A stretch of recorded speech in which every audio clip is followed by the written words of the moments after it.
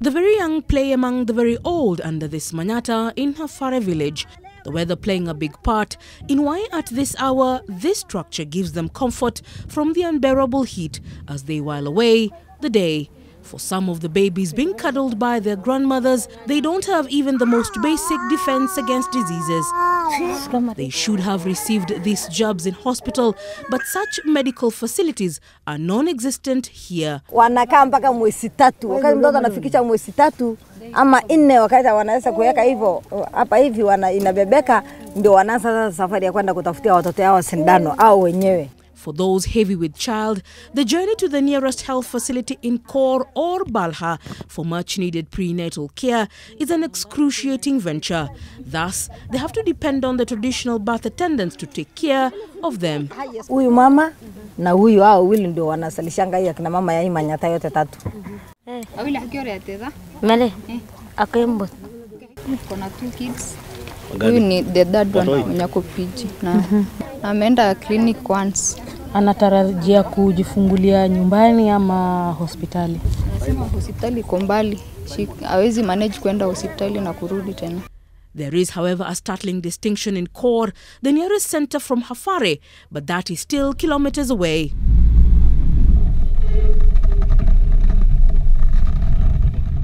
Aramia. Huyu mtoto nimepata hizo chanjo zote kwa sababu walikuwa wanaishi Kor hiyo siku. In Balha, about 17 kilometers from the cut-off Hafarey village, at the fall of dusk, only 2 patients were awaiting in line to be attended to.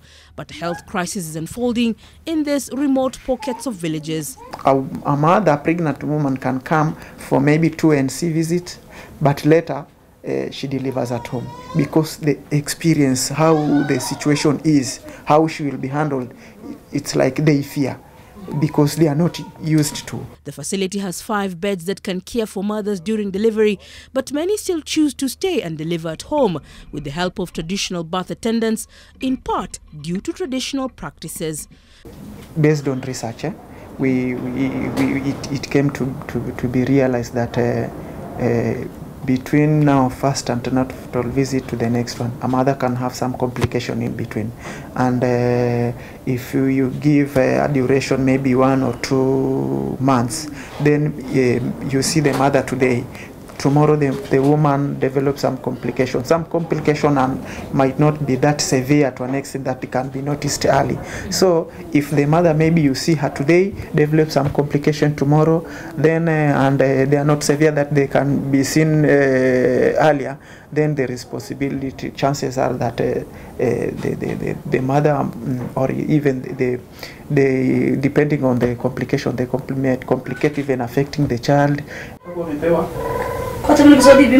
The language barrier due to a huge uneducated population sometimes poses a challenge to those giving care. On some occasions, there can be a misdiagnosis. This grandmother with her grandchild in tow have been complaining about fever. They suspect they have been infected with malaria, but the nurse on duty will inform them with certainty what ails them after testing their blood.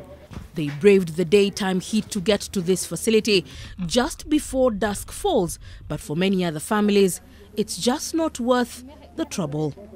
Leila Mohammed, NTV, Marsabit County.